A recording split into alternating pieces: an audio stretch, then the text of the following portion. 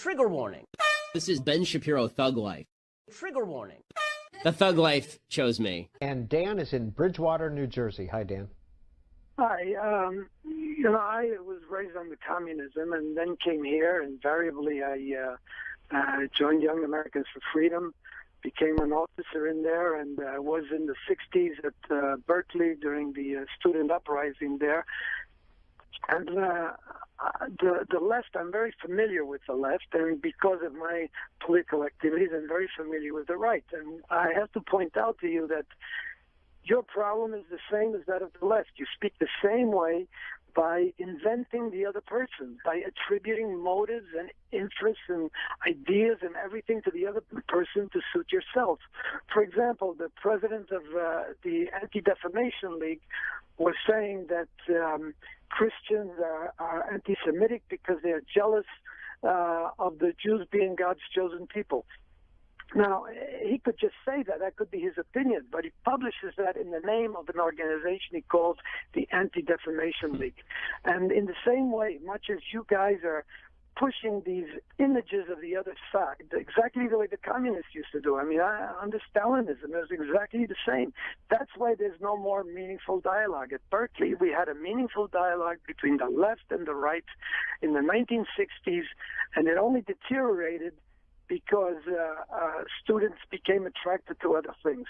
But you're not advancing a culture in America of understanding complexity, of understanding the in-depth matters. If you were a physician right now, you would be a criminal. But if you really understood the depth and the need for dialogue between all sides, you wouldn't be speaking like a leftist, which is exactly Dan, what you're doing. I think we got the point. Let's get an answer from author Ben Shapiro. Well, as far as the idea that Berkeley was a wellspring of democratic debate back in the 1960s, I would say the hell you did. I mean, the idea that there was a tremendous debate between left and right in Berkeley in the 1960s is nonsense. It was taken over by the left in its entirety to the point that Governor Reagan had to send tanks in. They took over student buildings. They used what would essentially be quote-unquote terrorist methods in order to take over government buildings, and then they were expelled by force. The idea that this was some sort of democratic uprising, I mean, the left likes to portray the 1960s as sort of a wellspring of democracy. The truth is, it was a wellspring of criminalism, and it completely perverted the American political system in a lot of very negative ways.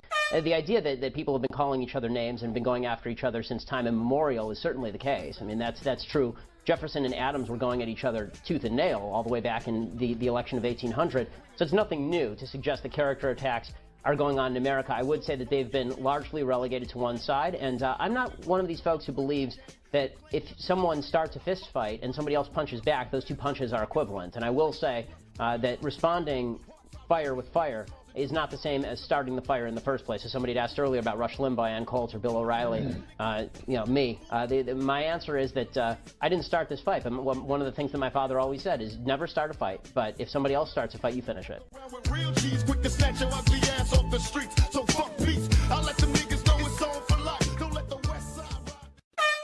I am enjoying a little bit how the transgender movement is destroying feminism. That's kind of fun. Because the feminists have always argued that men and women are inherently different, right? Men and women have a beautiful, unique thing to bring to the world. And then, of course, they say a bunch of other crap. But that's the part what they say is true. And now they're saying, but transgenderism says that men and women are exactly the same and can randomly shift. It's weird to hear Hillary Clinton, for example, say, Caitlyn Jenner is a beautiful, lovely woman, and then in the same sentence say, and we need a woman president. It's like, well, that's kind of weird. Why? If men and women are exactly the same, then why do we need a woman president? Gotcha, bitch. Right? Men and women are exactly the same. So Barack Obama, without any changes to himself, if Obama really wanted to jack her in this election, he would do that. He'd come out 2 days before the election and he'd say, I'm the first woman president. Surprise, right? And change nothing about himself. And friends know we got that endo. No, I'm not a sucker sitting in a house of pain. And no, I'm not the butler. I'll cut ya, head cut ya. And I'm going to go to Ben first. Do you think there is true and utter bias in the media? Yeah, I mean, I think there's bias in two directions. Do you think it's conscious? a conscious bias? Yeah, well, certainly, yes. Obviously, there is some conscious bias in the media, and then there's kind of the generalized unconscious bias. Most of the people who are in the mainstream media are people who are Democrats and will vote for Hillary Clinton come November, and they don't reveal that before they go on air. And so, yes, unconscious bias has an impact on how people perceive these particular issues. CNN, MSNBC have run chyrons fact-checking Trump. There's never been a chyron on CNN or MSNBC fact-checking Hillary Clinton. So that's bias in one direction. Brian, you think the media is truly down the middle, if you will? I think there is a complicated definition of fairness in this election. Not all lies, not all misstatements are created equal. And so sometimes you look at the chyron, the banner on the bottom of the screen, it may not be fact-checking a Hillary Clinton lie, because that lie may be more complicated, may be more nuanced, may take a whole lot more explanation versus some of what Trump has said. I think in this election, fairness does not mean 50-50 coverage of each candidate and 50-50 treatment. These candidates are not equal. They are not even in that way. But the idea that Hillary Clinton gets off scot-free because her scandals are just too complicated. I mean, the fact is that Hillary Clinton's scandals are not very complicated at all. She created a private server. The banners on the bottom of the screen. Certainly, I know. I mean, she'll say things like, but she'll say things like, I never had classified material on my server, and the FBI said, no, you did have classified material on your server. And in the chyron underneath will say Clinton, no classified material on my server. And then there's no parenthesis that says, not true, but they'll do that with Trump all the time.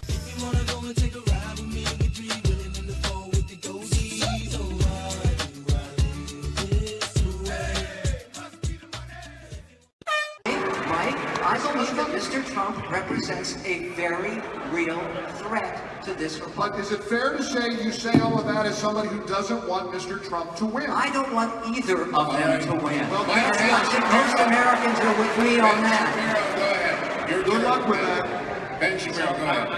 I'll make a couple of quick points. One, it is deeply unfair to suggest that just because you don't want to vote for Donald Trump, this means that you want Hillary Clinton to win.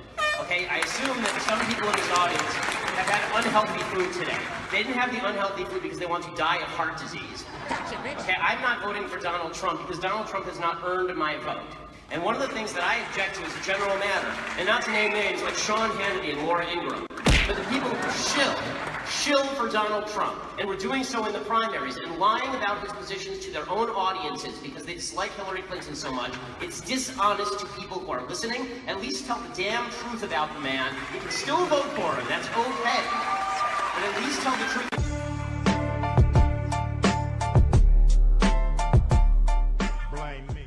The rest of this video, all of the following clips, made by MLG Pro on YouTube. Subscribe to his channel. Mr. Ben Shapiro. Hey,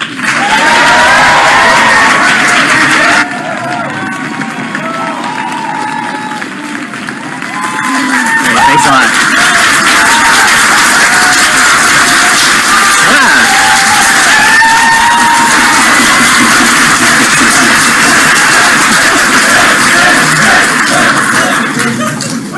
Now I know how Obama must feel when he speaks in front of leftists, and I demand that you sacrifice a cow outside to me, just like they would at the DNC.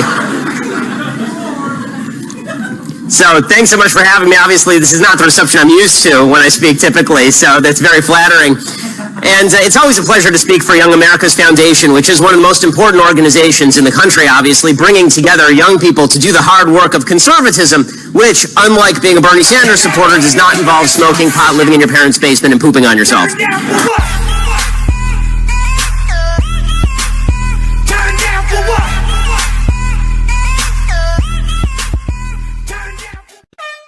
The NCAA has now announced they will punish the entire state of North Carolina for the state law preventing localities from forcing businesses to let men pee next to little girls. And they've stated that public bathroom facilities must be utilized in accordance with biological sex. That's what the law says. The NCAA's statement explains that this is the worst thing ever. According to their press release, quote, based on the NCAA's commitment to fairness and inclusion, the association will relocate all 7 previously awarded championship events from North Carolina during the 2016-2017 academic year. NCAA President Mark Emmert blathered, quote, fairness is about more than the opportunity to participate in college sports or even compete for championships. We believe in providing a safe and respectful environment at our events and are committed to providing the best experience possible for college athletes, fans, and everyone taking part in our championships. The NCAA added that because North Carolina laws are discriminatory against LGBT Americans, they cannot hold their championships there. Now look, the NCAA has every right to do this. They're not a governmental body. But this is immoral and idiotic virtue signaling. The NCAA has not invalidated any of the NCAA-sanctioned events inside the state that are not high-profile. Duke, UNC, University of North Carolina, they'll continue to compete in-state. So if the NCAA is deeply afraid of the evil Charlotte North Carolinians picking up torches and going after Caitlyn Jenner, they really ought to cancel all the NCAA events in their state. But they won't, because they're liars and they're hypocrites. They also will not be disbanding independent male and female sports, which are, of course, cisgender and transphobic. After all, if a man wants to play for women's teams and a woman wants to play for men's teams, why must there be separate categories? If gender is entirely a social construct, why should we reinforce that evil, terrible, awful social construct through separate sex-specific sports?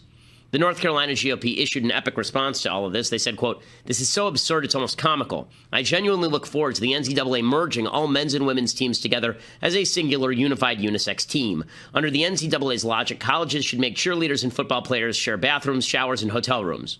They may already be doing that. The decision is an assault to female athletes across the nation. If you are unwilling to have women's bathrooms and locker rooms, how do you have a women's team? I wish the NCAA was this concerned about the women who were raped at Baylor. Perhaps the NCAA should stop with their political peacocking and instead focus their energies on making sure our nation's collegiate athletes are safe both on and off the field. That's their statement.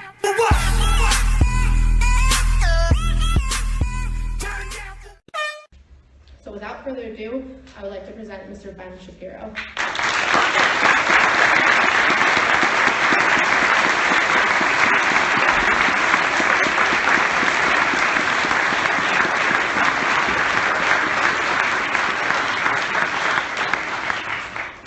Thank you so much for having me. Thanks to Young America's Foundation for sponsoring this lecture. Thanks to Fred R. Allen for sponsoring it. Thanks to all of the groups from the various local colleges who got behind it to make this event such a success. And thanks to all of you for showing up, particularly if you disagree. And I hope that you stick around for the whole thing and don't walk out and don't try and shut down the event, because that would be both fascist and silly. So if you stick around, we can have a good conversation, and I hope to have a fun back and forth, because I think that these are perspectives that aren't too often told on college campuses. So, today, we're going to talk about all of these stupid, nonsensical words that get thrown around on college campus and that are used to shut down debate, and are used to stifle discussion, and are used to label conservatives bad, evil, mean-spirited, terrible people who must be silenced lest their evil, terrible, horrible, hurtful words ruin lives and disable children. So, the left has been doing this sort of thing for literally generations. I mean, there's nothing particularly new here. Since the 1960s and 1970s, they've been occupying campus buildings. The only difference is that now the people who occupy the campus buildings are your administration, right? They're the administrators. And the new left, their grandchildren, if they had kids, their grandchildren, those people are now trying to get them thrown out of jobs for no apparent reason, because they're not sufficiently left for allowing people like me to speak.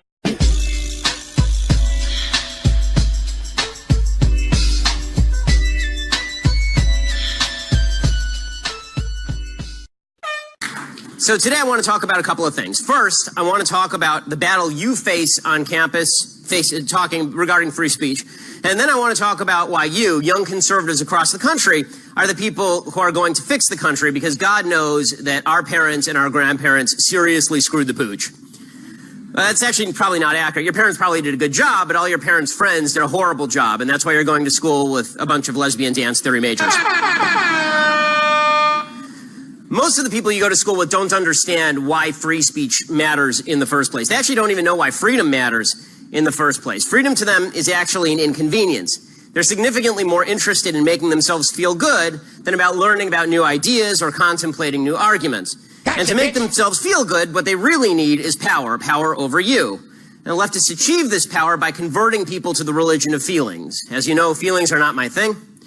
Feelings are the left's way of quashing free speech. You've seen it at the Democratic National Convention this week. The notion that if you claim you've been victimized, that means that you get to shut everybody else up. Gotcha, bitch. And Barack Obama says this about race relations in the police. He never bothers to cite actual real statistics. The only thing that matters is that some Americans feel put upon by the cops. And that means that everyone must change. It means we must change. Obama said this in Dallas while he was taking advantage of dead cops in order to push an agenda that rips cops. He said, quote, "In the end, it's not about finding policies that work. It's about forging consensus and fighting cynicism. and finding the will to make change. For the left, it's true. Politics is not about finding solutions that work. It's not. They don't care about finding solutions that work. All they care about is justifying their feelings. All they care about is moral preening and moral posturing. All they care about is that really unbased feeling of moral superiority that they harbor.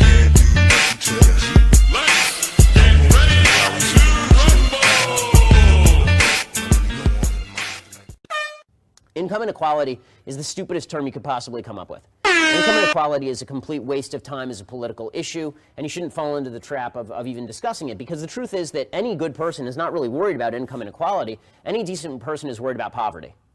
If you're worried about the rich guy and not the poor guy, then why? What did the rich guy do? Just because he's rich, does that mean that he chained somebody to a desk somewhere or put them to work in a slave mine? Gotcha, it just means that he engaged in more voluntary transactions of worth than the poor guy. So I'm worried about the guy who's impoverished. I'm not worried about the inequality. But folks on the left, because equal outcome is their goal, not prosperity, equal outcome, they would rather have everybody equal in squalor than unequal in wealth. Gotcha, bitch! And the proof is in the pudding. In just a month ago, there's an article in the New York Times with this headline, quote, "As Cuba shifts towards capitalism, inequality grows more visible." Well, right, because Cuba was a complete shithole, and now it's not.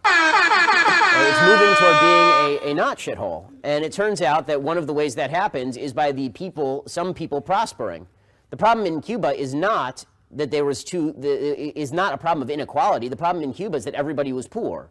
The problem is everybody was using their cars to float to Florida. I mean, if the country were that great when it came to equality, people wouldn't be using 1956 Chevys loaded with inflated tires to try and make it to Key West. I mean, it doesn't make any sense. So, and here's the ramification of this idea that equal outcome is all that matters. If equal outcome is all that matters, you end up siding with the world's worst human beings. Because when it comes to the real world, action is not always true, but as a general rule, good action that is responsible, tends to end with good results.